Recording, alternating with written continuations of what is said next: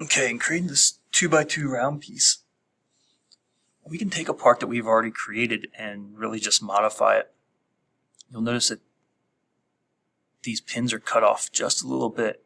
And this is because this will be a 16 millimeter diameter circle. Sometimes you have a cross plate, typically uses an axle, that goes through here. If not needed, you don't need to add it, but we will look at creating that dimension for that plus sign that goes in the middle. So the fact that we have already looked at creating this part, we can just modify this. So by starting with a circle, we are going to create a diameter of 16, and I want to get rid of all this. So I'm just making a circle that gives me a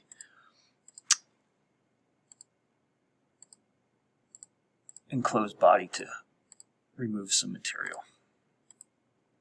So I want to take this all off, and there you have it. Now I want to create this cross that goes through the middle. So this cross that goes through the middle,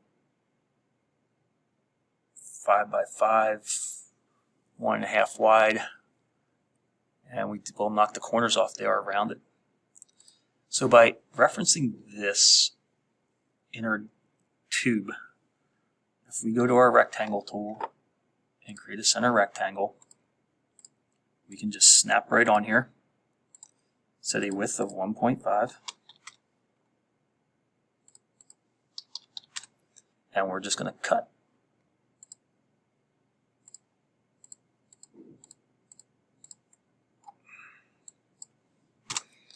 And there we have the cross cutout.